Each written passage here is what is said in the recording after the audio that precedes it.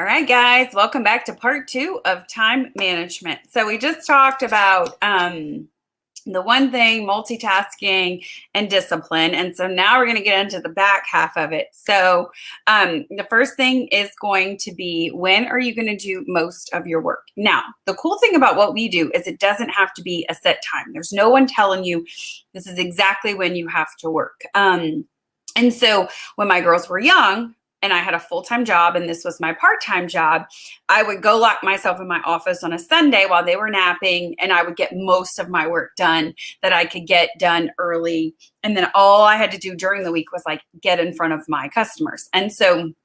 And that's what worked for me. Then as they got older, that has changed. And so I try to do most of my work. Now I work from home. So I try to do most of my work while they're at school. So then my afternoons and my evenings are reserved for them. However, that doesn't always work, but you have to figure out what works for you. I was chatting with some consultants the other day, and one of them was saying that Sunday's family day, so she can't do anything, but she could do a lot of stuff on Saturday morning. I have another one who said rather than do Saturday morning, she would like to do like a certain evening of the week when other people in her house are out. So you kind of have to figure out what works for you.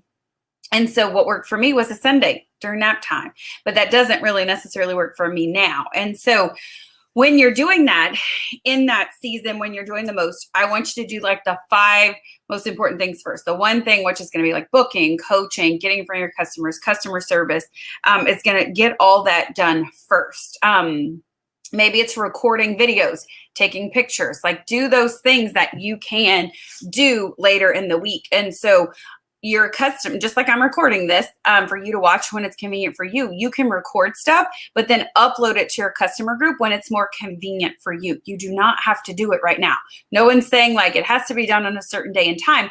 If you record it on Sunday, you could upload it on Wednesday. If Wednesday is your day that you want to upload it, where you see you get the most results from your customers, do it on Wednesday. But if Wednesdays don't work for you, you can record it before. So it's kind of up to you. And you kind of go from there. All right. So, and so one of the things that you want to do is when you're working with your customers about potential events, anytime you can, work to get one person scheduled and then make that a group event. And so that's what I always used to do. I used to overbook and double book, especially when people came to my house, and I never went without appointments that fit my schedule. So hopefully that makes a little bit of sense. Okay. Landmines is something you want to sweep for landmines, but basically all that means is to be prepared. So on Sundays, when I would go into my office and lock myself in my office, I would make sure I had my phone charger. I would make sure I had a snack because I would spend a couple hours in there getting all my work done for the week. And so make sure you have phone charger, a snack, your phone cord. Phone charger, it's the same thing. Your date book, ink pens, like water, like before you lock yourself in. That way you don't come out and your kids need this and your kids need that. So being prepared, going to an appointment, prepare yourself, pack your bag beforehand. Just like you would be going on vacation, you would check it before you left. So like check all your stuff, make sure you have all the things that you need. What can you delegate? What can you ask your husband to do? Or if you have older kids, what can they help you do? So that you have more time and you're not feeling like everything falls on your plate. Because that's the first thing, y'all, or that's not the first thing. That's an important thing, is you can have it all, but you can't do it all. So like the first thing they were told me to do was to hire a housekeeper. And I was like, I can't afford a housekeeper. I'm here because I don't have money originally. And they were like, get a housekeeper. It saved me 4 hours of work a week. In the 4 hours that the housekeeper was there, I could get so much work done and I didn't have to spend time doing that. And so that was one of the most important lessons. And ever since then, I've basically had some help at my house. And what that looks like for you is kind of up to you. Right now, I have my niece helping me. She's a senior in high school, and so she needed a part-time job. It's very flexible for her and very flexible for me. So it doesn't have to be like a company who comes in and cleans your house, and I'll just be like, hey, can you tidy this up? And she absolutely will. Okay. Okay, so let's see. Oh, some more examples I think I already used, but when you are have a lot on your plate, crock pot your dinner. That saves a lot. Every Monday we have training. And so every Monday is typically a crock pot day for me. It makes it super helpful. And so that is one thing that has saved me a lot, because I've always felt like, oh gosh, I have to feed all these people. These children want to eat all the time. But if I throw something in the crock pot, I don't have to feel as stressed out about it. So people, by doing these little bitty things, y'all, and focusing on that one thing that's going to bring you the most that I talked about in the first session, that is what people don't decide their futures. They decide their habits. So my habits are getting on schedule, spending time looking at our schedule, spending time figuring out where we need to be, when we need to be, what's the food prep going to look like according to that, or the food going to look like, and it's kind of all planned out. We literally were making a grocery list. I have Friday and Saturday. I'm like, oh, we don't have to get that this week because we have this and this Friday and Saturday, and we already have dinner plans. And so, okay, what does that look like? And so we kind of went from there. So it's consistently doing the same things little by little. An example I used is that losing a pound a week doesn't sound very exciting, and it's not that big, but if you lose a pound a week for 52 weeks, or for a year, that's 50 pounds. That adds up. So the small, consistent things that you do over and over is what's going to create your future. One of the biggest things for me when I was spending time is I learned to prioritize and time block my schedule. And so I do work with a weekly planner, which is what I suggest. And it's not quite as color coded now that I do a lot of appointments from home, but without any prep work. I'll show you guys my planner, and you can see like the color coded. So this is Monday. Monday is my busiest day. That's when I choose to get things done. But what I do suggest is to time block. And I'm going to scroll at the bottom. What I do with my planner, you guys make it whatever you want to do with you. The first thing I do is put my priorities that are very realistic. Getting kids to practice, getting kids to school, my workouts. We put church on the calendar. Date night goes on the calendar. All those things. Oh, we're hanging out with friends. Last Saturday, we went to dinner with some friends. That was on our calendar. Okay. I went from my workout in the morning to an event with a friend to like time to have off to get some work done, and to like dinner last week. And so all of that was on the planner all at one time, like writing down when you're going to work out, writing down when you're going to get your work done. All of those things are super important. And so once I put them in pencil, I highlight them. So anything personal would be blue. So church on Sunday gets blue. And I literally have to save time before to make sure I have time to get dressed and time to get to church. So all of those things go into that. Green is money, deliveries to my customers, someone coming over to try the products, going color match someone, any kind of appointment where there's a potential talk about products or selling them products or them trying products would fall into that. Deliveries for reorders all goes under that. Pink is any training that I have, or so a couple times a week I have a coaching program that I do. It's on my calendar all the way through the end of the year, y'all, because it's the same time every single week. So I put it on my calendar and make it super simple. Orange is if you have another job. And then there are smaller things you could put on there. If you have a team members that you can work with, that might be yellow.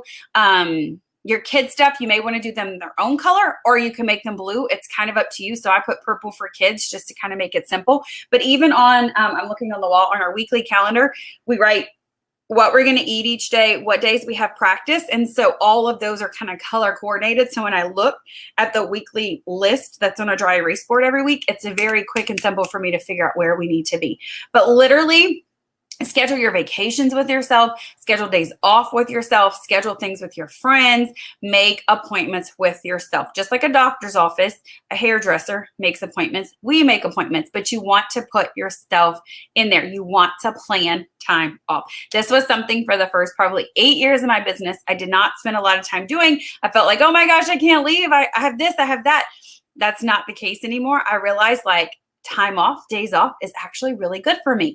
And so not long ago, I took the kids on a week-long trip, and guess what, y'all? I took a week off of work. I still showed up online because I was able to record everything ahead of time. So if you know there's going to be a time or a season where you can't do as much, you can't work, you can literally prep everything to be done beforehand. And so that is something we don't rest by an accident when you're an entrepreneur. When you own your own business and you're making money for yourself, that is not something that can be done like that. When I was a teacher, I got the whole summer off, so I didn't really have to worry. And I planned Okay, sometime during the summer, we're going to go on vacation. But as an entrepreneur, I have to protect my time off, because otherwise people can call me all day, all night, and then I'm not ever stopping to recharge. And so I would always plan my work around my life. So I would put my kids stuff, I would put church, I put date night, and then I put all these other things that we have to do.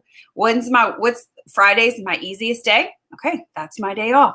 That's the day I'm going to get an oil change. That's the day I'm going to, run to the grocery store and prep for the next week, or like whatever that might look like. Some days for me, I run to the grocery store as soon as I drop the kids off at school at 8 a.m. There's less people. It saves me time.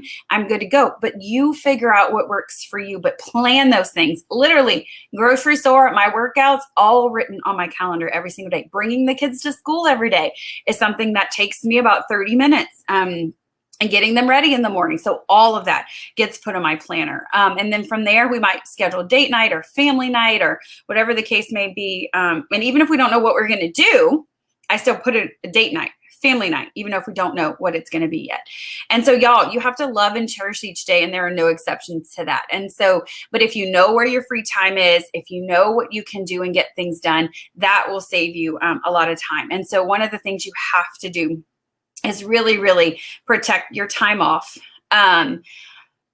Because if you don't allow it, you treat people how you want them to treat you. So if you're like, you can call me anytime, get your products anytime. If someone, wants products and it's not convenient for me, the most I will do is put it on my front porch and they can come get it, and they have to pay me beforehand. And so if I'm in a place where like I can't do that, I had a few weeks ago, I had someone, she was like, oh my God, I'm going out of town tomorrow. I need to get my stuff. And I was like, okay, this is how much it is. Venmo me. I'll put it on the front porch. And that worked, y'all. But that was my day off. So I was not willing to go anywhere. And I made an exception because she was going out of town. But I was willing to do that. Okay.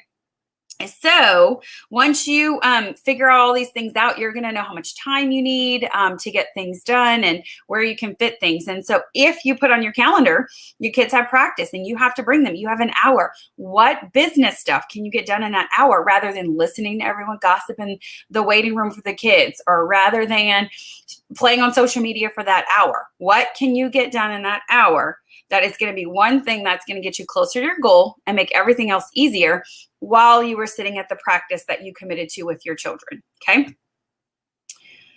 Oh, if you have something on your calendar and someone wants to book that time with you and you can't do it, don't feel like you have to give in to their time. Protect it just like you would any your other stuff with your kids. And so just know, though, in addition to that, if you erase something, you have to replace something. And so if you have work scheduled when you're bringing your kid to their practice, but then your other kid needs to study while you're there, and so you don't get your work done that you committed to doing, just know that that work that you committed to has to go somewhere else.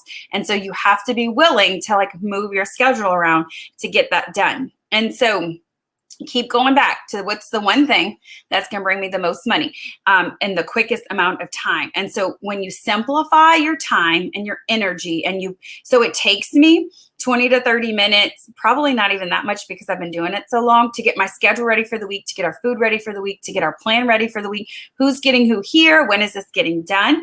And so once you have all of that, you're not going to feel like, oh my God, I'm throwing, juggling all these balls and I don't know if I'm coming or going, because you have a plan in place. Okay, I know on Monday, it's my busy day.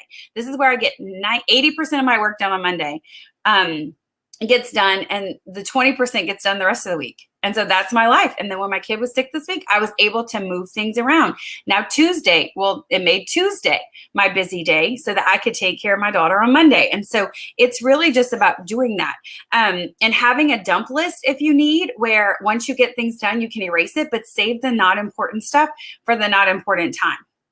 So like, oh, the kids are playing outside, I'm not really busy. That's when you can work on that dump list. And it might be laundry. It might be the floors. And then remember, getting them to help you. Hey, help mom do this. And then we can get this done much quicker. Or if you help me clean up a little bit, then we could get to the park that much quicker. So enlisting them to help you and helping them understand that the work that you're doing now in your second job or in this business is going to help them to have more choices and more priorities. So I hope that helped you guys. I hope that blessed you. I hope that you understand that your time is valuable. It's one thing that you will never, ever get back. So just get really good and fall in love with valuing your time, and everyone else will too. Have a great day.